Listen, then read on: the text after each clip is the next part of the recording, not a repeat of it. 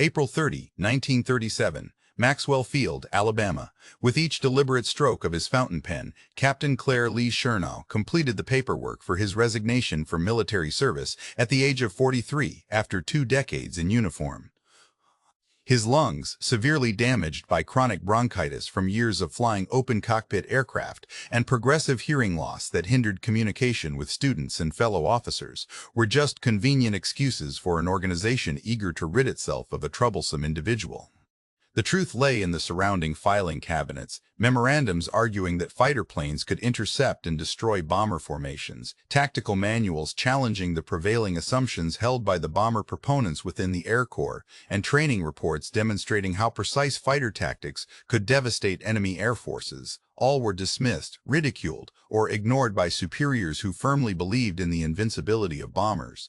As Chennault departed Maxwell Field on that spring afternoon, the radical was gone, the dissenter had been silenced, and the fighter advocate who refused to accept bomber supremacy had finally been removed. Yet none could foresee that, within 5 years, this forced retirement would transform into one of the greatest vindications in military aviation history. Tactics once labeled obsolete would prove revolutionary, dismissed theories would save China from Japanese conquest, and the fired major would return as a major general commanding operations that validated what they had deemed impossible. From 1923 to 1926, Captain Chennault served as commander of the 19th Pursuit Squadron at Ford Island, dedicating himself to studying fighter tactics while others focused on bombardment theory. He conducted simulated combat flights, meticulously analyzed aerial maneuvers, and recorded every engagement. Within his modest quarters filled with technical manuals and tactical diagrams, he started formulating ideas that would later transform air warfare. The conventional wisdom of the time was unyielding. The Martin B-10 bomber, introduced in 1932, could reach speeds up to 215 mph, while the Boeing P-26 fighter managed only a slight edge at 234 mph. Army Air exercises appeared to validate the invincibility of bombers. During maneuvers in Ohio in 1931, pursuit squadrons failed to intercept any bomber formations over 2 weeks of intense operations. The commanding general drew an apparent conclusion that fighters could not effectively engage bombers due to their increased speeds and vast airspace, thus making fighter development impractical. This doctrine became widely accepted as gospel truth. By 1936, the Air Tactical School at Maxwell Field ceased teaching fighter tactics entirely, with resources being channeled exclusively into bombardment development. However, Chennault refused to accept this conclusion. He scrutinized those Ohio exercises in exhaustive detail and concluded that the conditions were skewed in favor of bombers. Pursuit squadrons received insufficient warning time, lacked adequate altitude, and operated with deliberately compromised communication systems. Chennault conducted his own tactical experiments with the 19th Pursuit Squadron, employing realistic combat scenarios and precise coordination. His fighters were remarkably effective at intercepting bomber formations. These exercises convinced him that advocates of bombers were relying on outdated assumptions. They imagined dogfights between individual pursuit aircraft, reminiscent of aerial duels from World War I.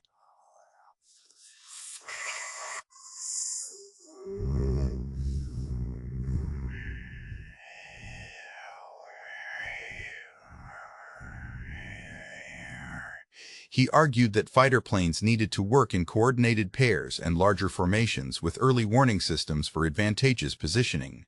By 1931, he had completed his studies at the Air Force Tactical School in Langley Field, Virginia. Upon graduation, instructors retained him as a faculty member to teach pursuit tactics. This should have launched his distinguished career, but instead, it marked the beginning of his isolation. At Langley and later Maxwell Field, Chennault faced an uphill battle against prevailing trends.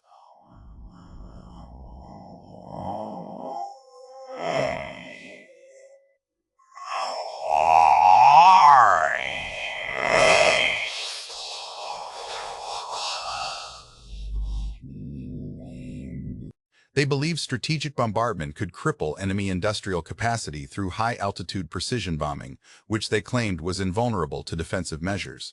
Chennault's dissenting views earned him the moniker Radical Chennault.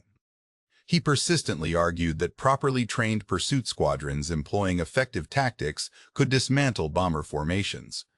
His abrasive and rigid demeanor kept him from forming many friendships within the officer corps. Upon releasing his textbook on defensive pursuit in 1935, he should have earned recognition as a visionary strategist. Instead, it branded him as someone who refused to adhere to conventional military thinking. In June 1936, at Maxwell Field, Chennault was promoted to major, but this would be the final advancement of his career.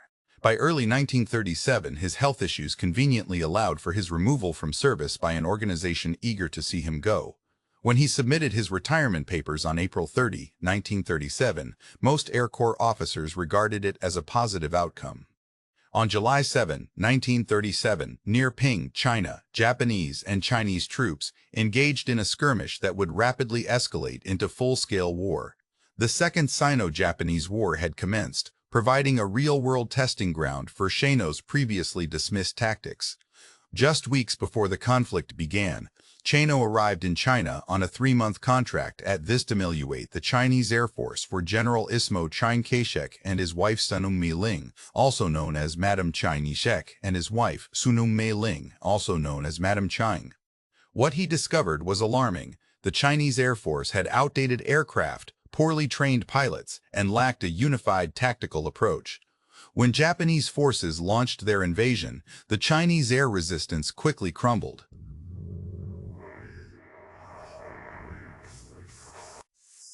However, Chennault perceived an opportunity in this crisis. With desperate need for effective air defense, China had the resources to acquire aircraft and hire foreign pilots.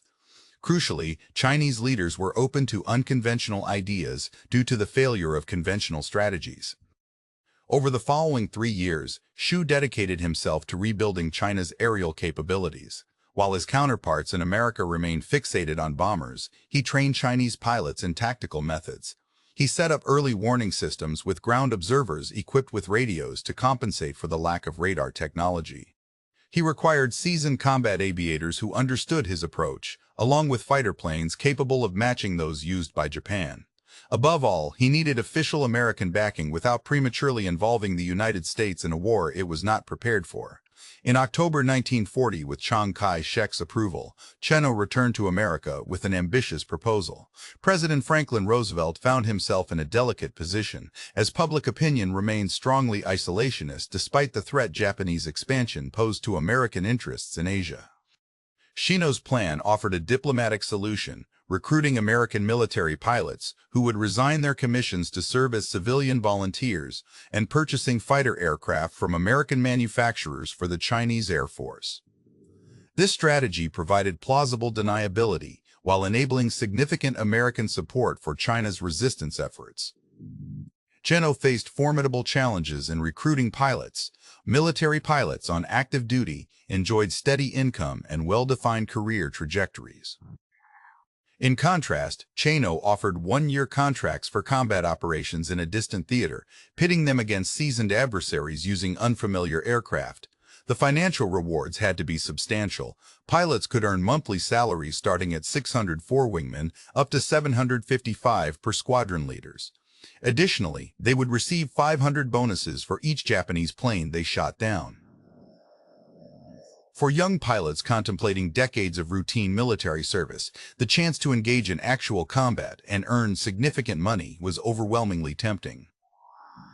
A total of 100 pilots ultimately signed on.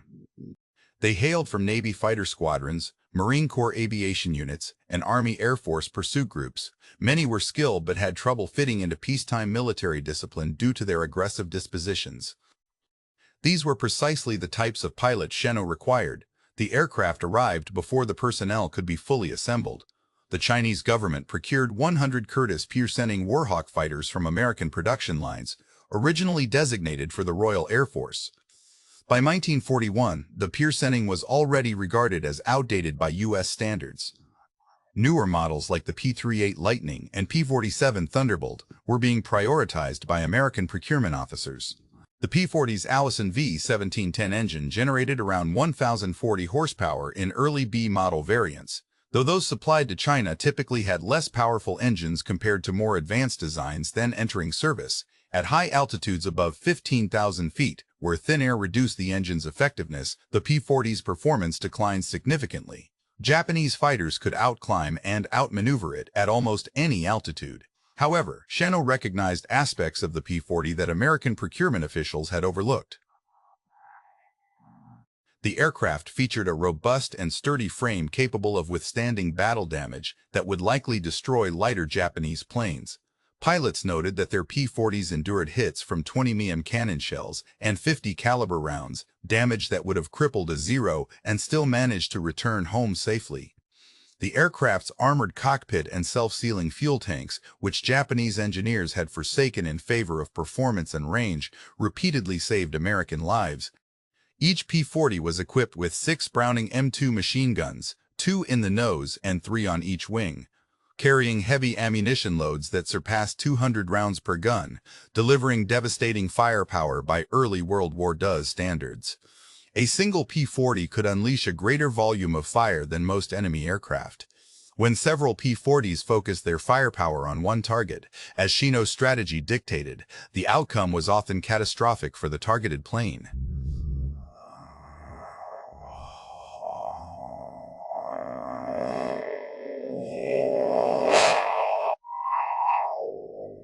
Crucial to Chou's tactics, the P-40 could attain remarkable speeds during diving attacks. The aircraft's robust airframe and relatively high weight, which made it sluggish in climbs and turns, became advantageous in dives. Pilots reported achieving velocities exceeding 4 Taiban in person and TAF in steep descents, far surpassing what Japanese fighters could match without risking structural failure. This speed disparity was fundamental to Chennault's tactical approach. Attack from above, dive through the target at unmatched speeds, escape out of range before the enemy can retaliate, climb back to altitude beyond their reach, and repeat.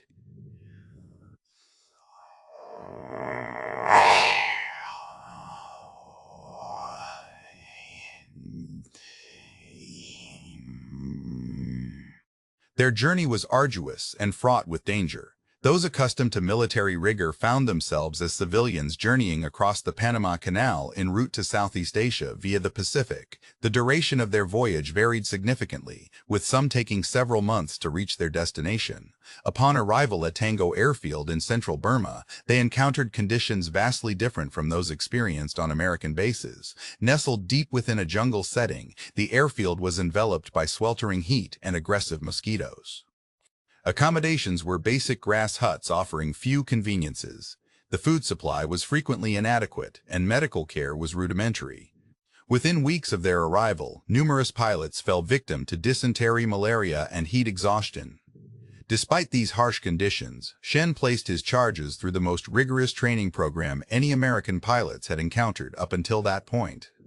He focused intently on one tactical approach, avoiding engagement with Japanese fighters in turning dogfights due to the superior maneuverability of Zeros and Oscars.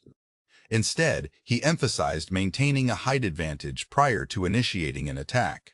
Chen repeatedly stressed that success was predicated upon proper positioning before engaging enemy aircraft. He also promoted the use of paired flights for mutual support. The wingman system devised by Chen would eventually be adopted widely across American fighter squadrons. Utilizing diving attacks was another key strategy, as it allowed the P-40 to leverage its superior speed and firepower over Japanese planes incapable of matching such velocities, and steep dives over 45ing an attack could be achieved. This tactic involved slicing through enemy formations before quickly disengaging using their faster dive speeds, ensuring they never paused for a second pass from the same angle, thus minimizing exposure to counterattacks.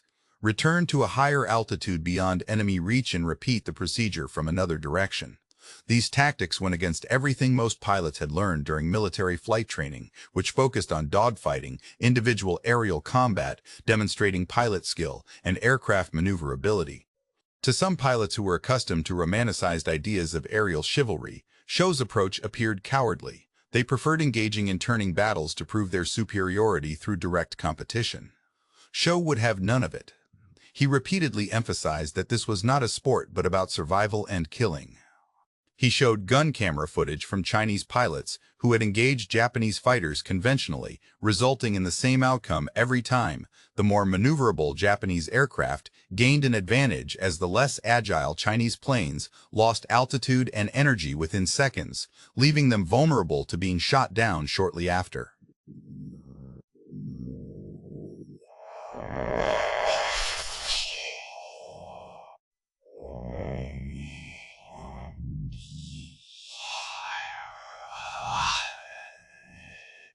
His message was clear: follow my tactics or face the same fate as those in the footage.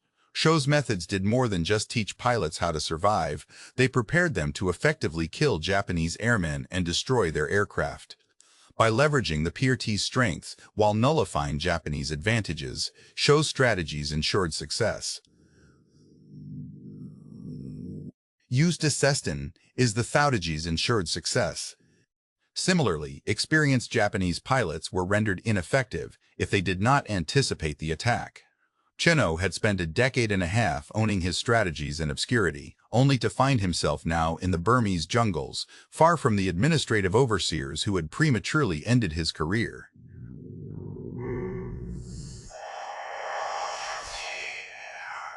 Here, he would demonstrate the efficacy of his methods.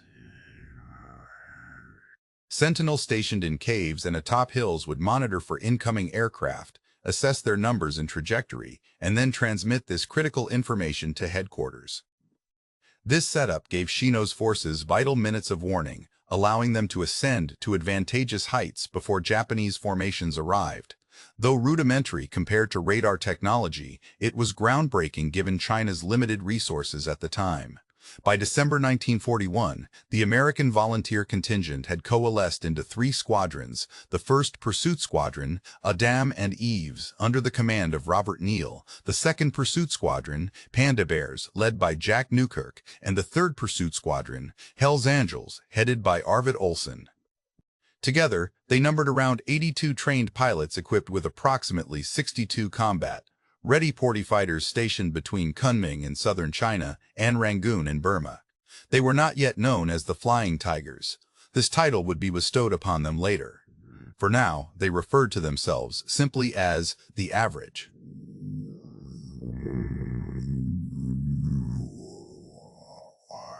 On December 7, 1941, a surprise Japanese attack on Pearl Harbor in Hawaii left over 2,000 American servicemen dead and destroyed much of the U.S. Pacific Fleet. Simultaneously, Japanese forces launched coordinated attacks across the Pacific, targeting American, British, Dutch, and other Allied territories. The rapid advance of Japanese military operations severely dented Allied morale, dropping to levels not seen since the Civil War era. Americans were urgently seeking positive developments. Was there any indication that the United States could retaliate? On December 20, 1941, in Kunming, China, Chou's early warning system, which he had been working on for months, detected Japanese bomber formations approaching from Indochina. 10 Mitsubishi Ki-21 Sally bombers took off from Hanoi Airfield with the expectation of carrying out a routine raid. For over a year, they had bombed Kunming without encountering resistance. The Japanese pilots anticipated another unchallenged mission. Chou's warning network provided crucial advance information.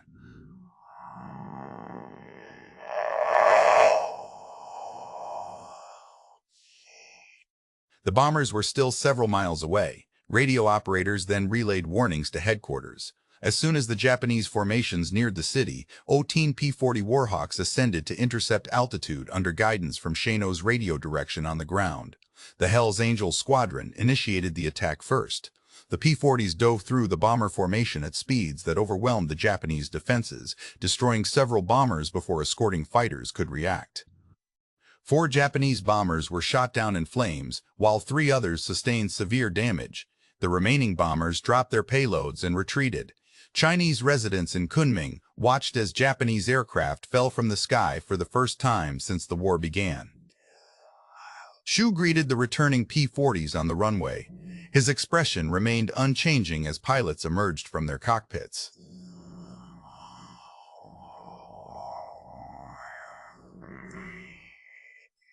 This statement encapsulated Chennault's relentless pursuit of excellence. Although 4 confirmed kills were noteworthy, 6 bombers managed to escape. 3 days later, the Japanese returned in significant force. A formidable group of 63 bombers accompanied by 25 Nakajima Ki-43 Oscars approached Rangoon, Burma.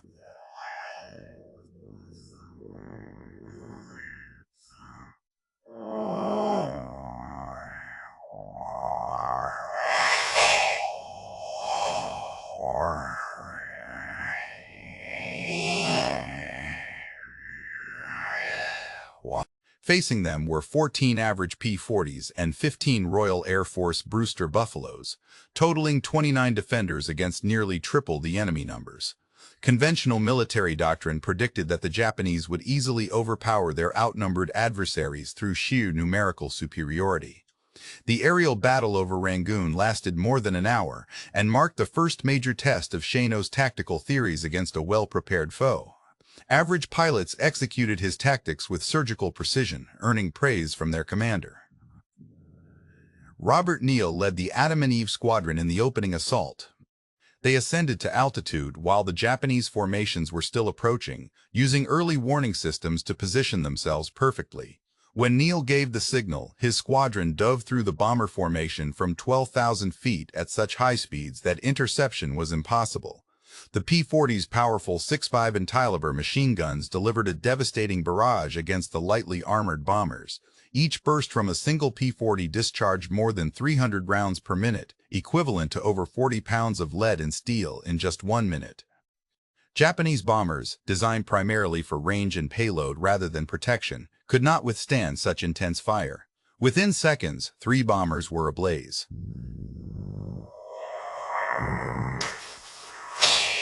The P-40s did not waste time on follow-up attacks. Adhering strictly to Chennault's principles, they plunged through the formation at high speed, swiftly distancing themselves from the Japanese escorts. Once clear, they ascended back into their engagement zone beyond the reach of the enemy defenders.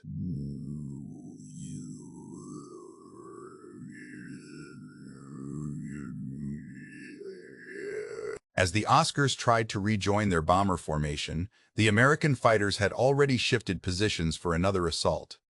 This type of aerial combat resembled a complex engineering challenge rather than a romantic aerial spectacle. Chennault's tactics ensured that the Americans possessed every strategic advantage. Concurrently, the Royal Air Force Buffalo pilots engaged in conventional fighter tactics, relying on their training to emphasize individual dogfighting and maneuverability contests with the Japanese escorts. These British fighters, however, were outmatched by the superior performance of the Oscars and suffered accordingly.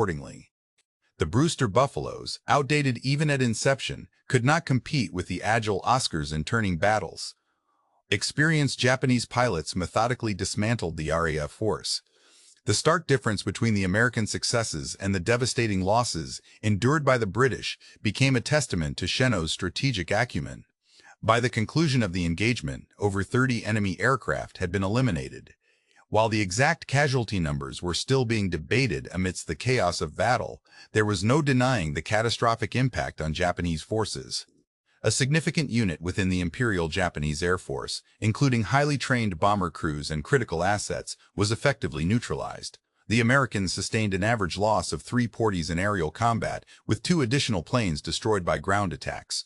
The British losses were far more severe for their Buffalo squadron.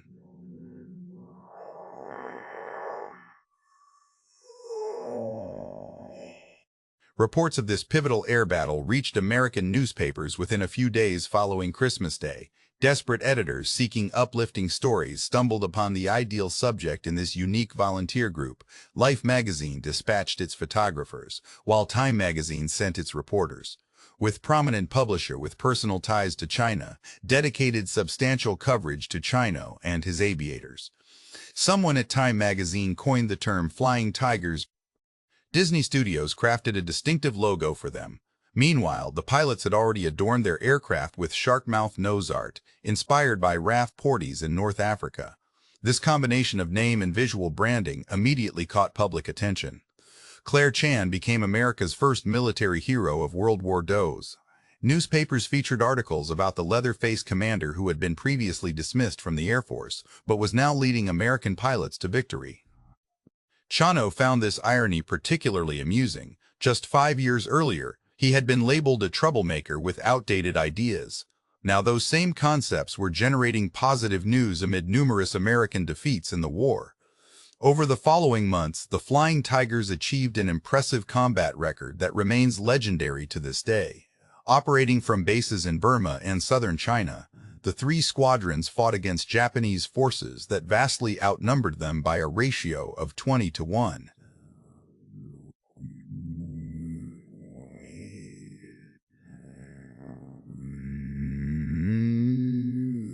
Personnel shortages forced pilots to fly multiple missions daily, accumulating fatigue levels that would normally have grounded them. They frequently faced severe shortages of spare parts, with ground crews disassembling damaged planes to keep others flying. Ammunition supplies ran critically low on several occasions.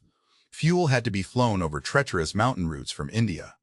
As Japanese forces advanced, the logistical situation deteriorated further into a state of desperation. In March 1942, with the fall of Rangoon, the most convenient supply line was severed.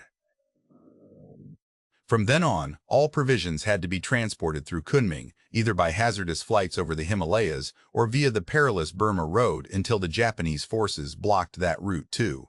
Operations were sustained only by a precarious margin, where just one poor day could jeopardize the continuation of activities. Despite these challenges, Xiao's rigorous training yielded remarkable results despite the unfavorable odds and logistical hurdles. His pilots learned to use their ammunition judiciously and made every sortie count. Their precision was born out of necessity, understanding that wasted bullets or damaged planes could determine the outcome of a mission. The early warning system allowed them to choose when to engage in combat, attacking only when conditions were favorable and avoiding battles otherwise. This strategy, Xiao emphasized, was not an act of cowardice, but rather an intelligent allocation of limited resources. This tactical approach led to several notable victories throughout spring 1942. In January, 6 P-40s intercepted a formation of bombers and fighters over Rangoon, shooting down 4 enemy aircraft without suffering any losses. In March, Flying Tigers defended the crucial Salween River Gorge, where Chinese forces had destroyed a bridge to slow Japanese pursuit. For 4 consecutive days, pilots conducted non-stop missions, destroying Japanese vehicles and preventing bridge repairs, thus providing the retreating Chinese troops with time to set up defensive positions. By May, they were safeguarding British forces as they withdrew from Burma, giving ground units vital respite that saved thousands of lives. By July 4, 1942, when the Flying Tigers officially disbanded, the unit had claimed responsibility for downing 26 Japanese aircraft. Historical research indicates that wartime aerial victory claims often included overestimations, common to all air forces at the time, due to unreliable confirmation methods in high-speed combat scenarios. Nevertheless, even adjusting for this overclaiming, the Flying Tigers' achievements were still remarkable. Throughout their service, they lost 14 pilots in combat and another 9 due to accidents. Their kill ratio surpassed 20, an unmatched feat by any other American unit during the early stages of World War II. Individual pilots earned accolades as aces and secured their places in aviation history. Robert Neal, who led the 1st Pursuit Squadron, shot down 16 Japanese planes and became the top ace among American pilots. His combat leadership was as impressive as his tactical prowess. Those who flew alongside him noted that he stayed calm in battle, made swift decisions based on Chennault's teachings, and ensured the safety of his crew. Neal's achievements validated Chennault's strategy for selecting squadron leaders based on their judgment and tactical acumen, rather than just their rank. David Lee Hill, a Texan who commanded the 2nd Pursuit Squadron, downed more than a dozen enemy aircraft and continued serving long after the average group disbanded. He was one of the few pilots to transition into regular Army Air Forces when the volunteer unit dissolved, bringing valuable experience and knowledge to the 23rd Fighter Group that took over. Hill's memoirs detailing his time with Flying Tigers would later become a seminal first-hand account of their combat experiences. Charles Older, Robert Prescott, and George Burgard each logged double-digit victories, joining an elite cadre of American aces who achieved recognition early in the war when Japanese forces appeared invincible elsewhere. While these individuals were highly skilled aviators, their triumphs stemmed from adhering meticulously to Chennault's tactical doctrines despite facing overwhelming opposition. Even average pilots managed to achieve remarkable results by following Chennault's methods. Those who might have been merely competent fighter pilots using conventional tactics transformed into formidable adversaries when utilizing the hit-and-run strategy advocated by Chennault. These tactics leveled the playing field, enabling pilots of moderate skill levels to survive and succeed against more seasoned opponents. Chennault's innovations in air warfare were groundbreaking. He devised tactics specifically aimed at neutralizing enemy advantages while amplifying friendly strength. The Japanese soon came to dread encounters with the shark-mouthed Porties after the Kunming raid, when their bombers ceased attempting attacks on defended cities. The Japanese held an advantage with their advanced fighter planes and seasoned pilots, but Chennault rendered these benefits moot by choosing not to engage in battles where such advantages would be most effective. His squadrons operated at altitudes and speeds where the P-40's strengths prevailed, turning aerial combat into a technical challenge rather than a demonstration of flying prowess. This strategic approach was validated beyond mere tactical victories. On April 15, 1942, as operations continued, Chennault was recalled to active duty by the United States Army Air Forces and promoted to colonel.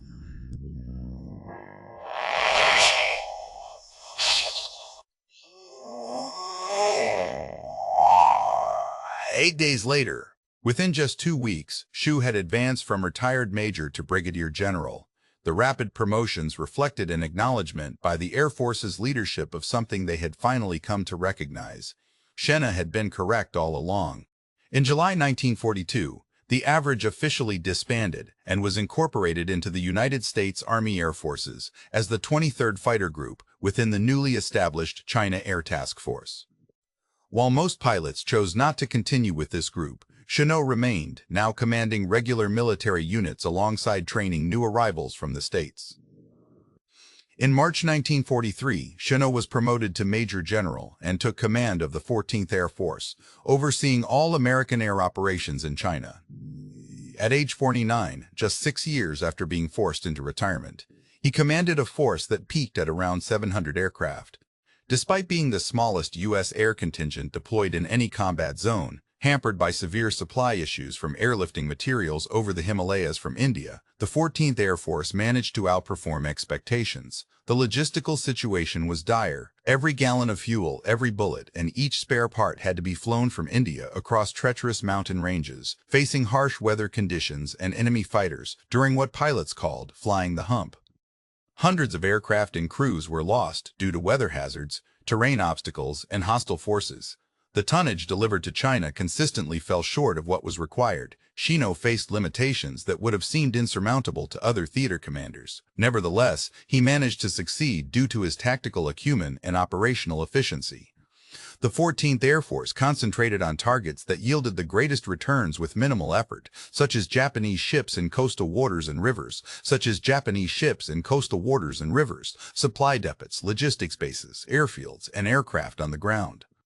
Chennault eschewed large-scale strategic bombing campaigns, which often consumed vast resources without clear outcomes.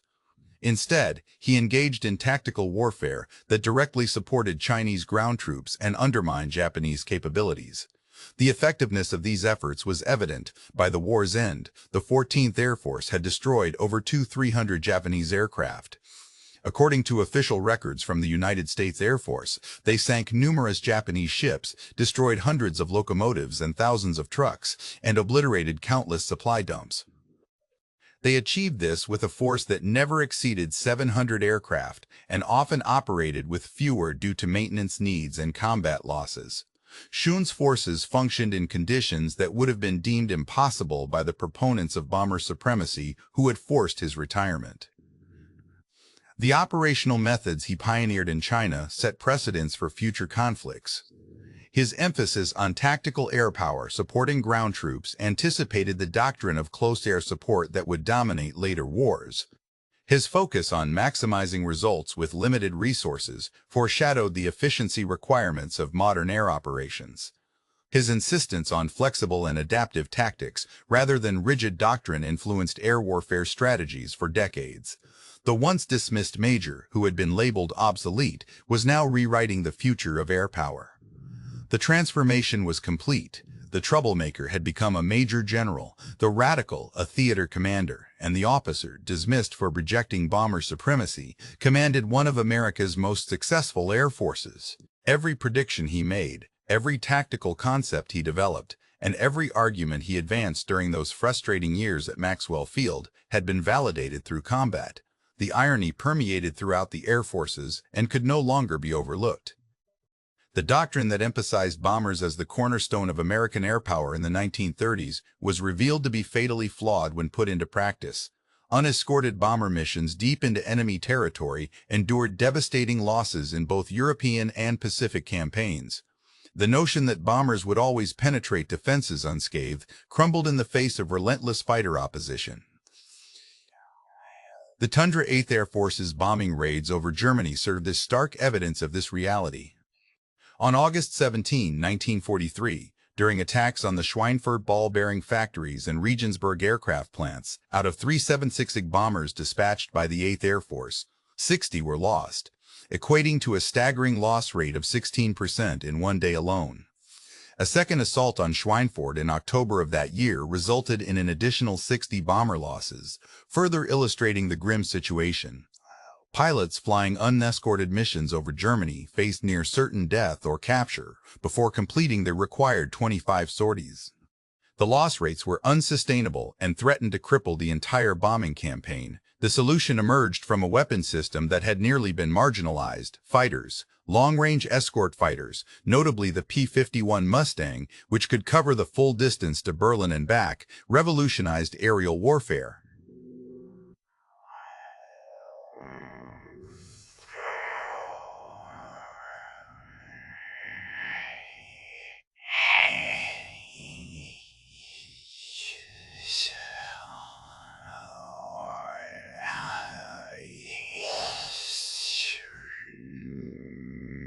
The success of the bombing campaign was not due to any invincibility of bombers, but rather because fighters protected them effectively. All that Chennault had advocated for in the 1930s was vindicated by the sacrifices of bomber crews over Germany. Fighters, which Chennault had championed despite being largely ignored at the time, became indispensable for achieving air superiority across all theaters of war. In Europe, fighters dominated German aircraft from the skies.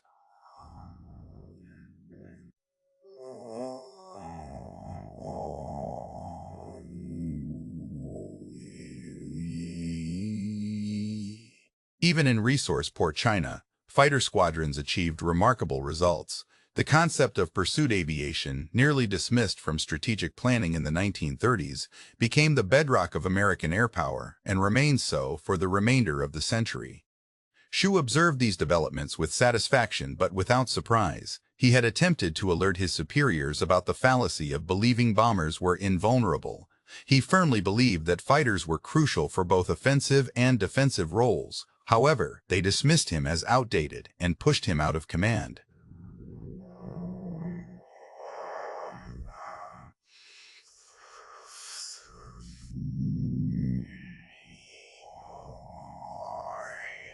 Colonel Clare Chennault continuously clashed with General Joseph Stilwell, who was in charge of American ground forces in China.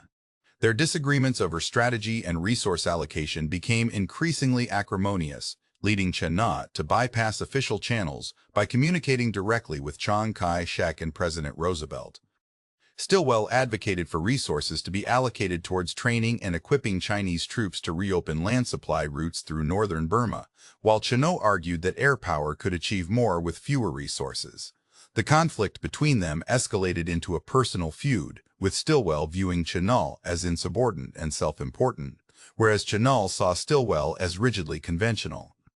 This behavior earned Chennault adversaries among high-ranking Air Force officials, including General Henry Arnold, who commanded the Army Air Forces and had little tolerance for field commanders circumventing proper procedures. In 1944, tensions peaked when Arnold, exasperated by Chennault's repeated bypassing of Stilwell, questioned whether Chennault should continue in his role as commander of the 14th Air Force. Asked, Despite this, Chennault managed to retain his position due to his operational success and political connections with both the White House and Chinese government, though his relationships within the military hierarchy were irreparably damaged. After World War II ended in August 1945, Chennault retired for a second time, leaving behind an impressive combat record but also strained relations with many of his superiors.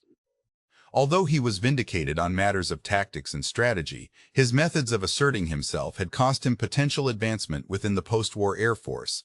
On October 8, 1945, Chennault left military service for good. Instead of quietly retiring, he returned to China in 1946 to establish Civil Air Transport, CAT. CAT transported supplies to nationalist forces battling communist insurgents, carried out relief missions, and undertook a range of activities from legitimate commerce to intelligence gathering. In 1949, following the communist victory in the Chinese Civil War, CAT moved its operations to Taiwan and continued serving throughout Asia. The airline was subsequently acquired by the Central Intelligence Agency and integrated into Air America, a covert operation involved in various Southeast Asian conflicts until the late 1970s. On July 18, 1958, just days before his death from lung cancer at age 64, Chennault received an honorary promotion to lieutenant general from the Air Force. However, he did not live long enough to fully appreciate this honor.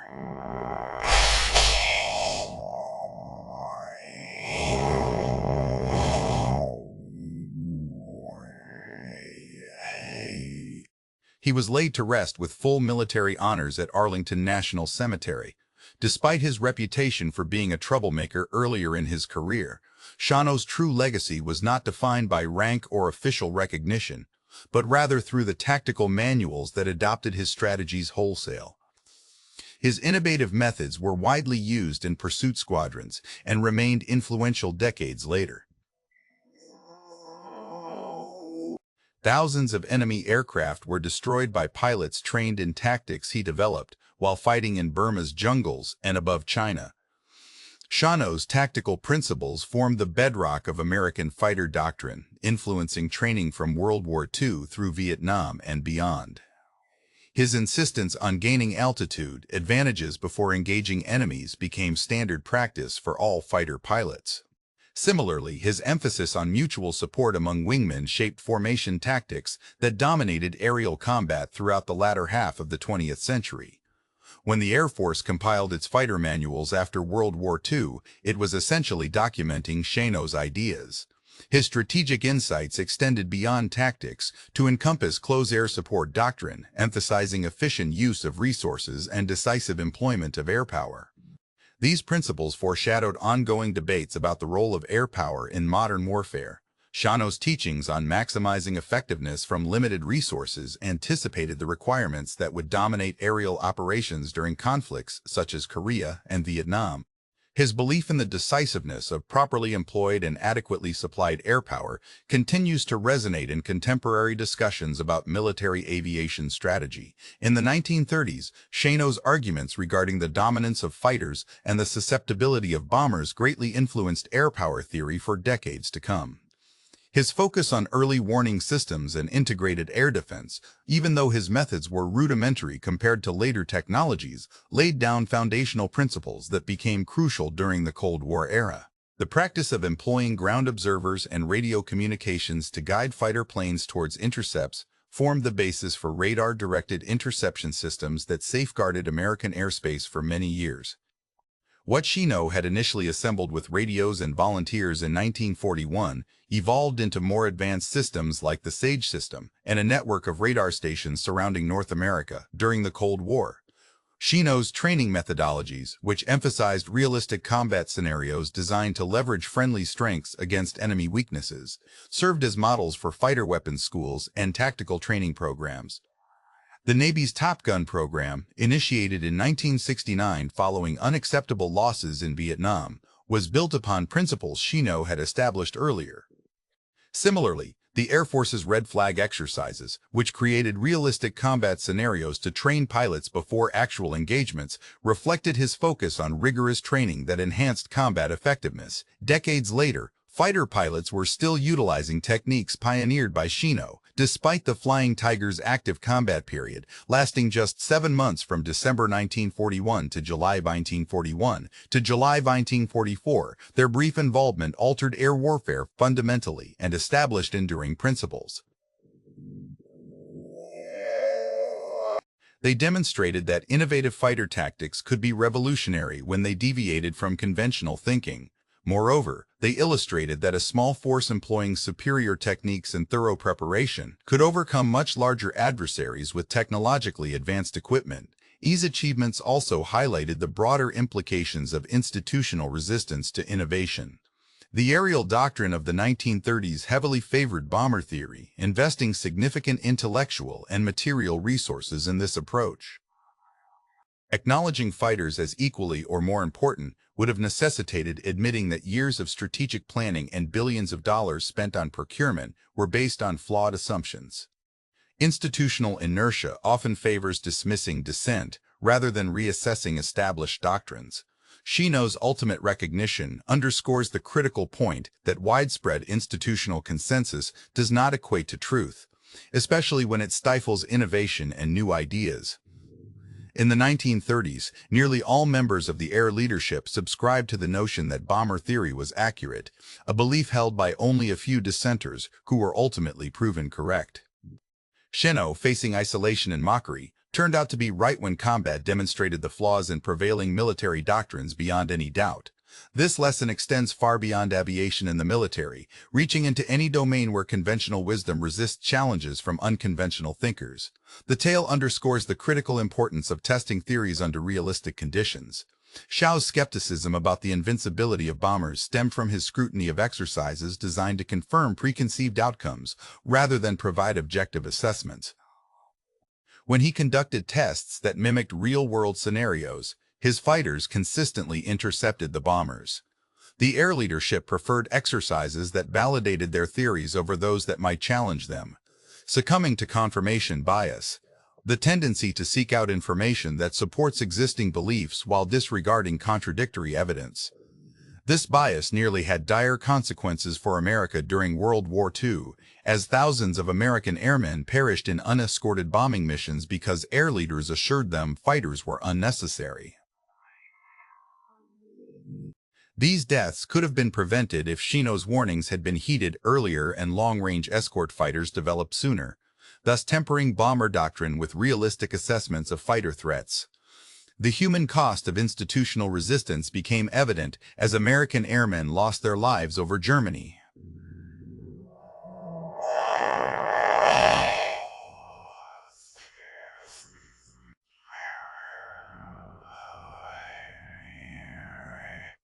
His forced retirement exemplified how organizations often suppress dissent rather than engage with challenging ideas, a practice that does not make those arguments any less valid.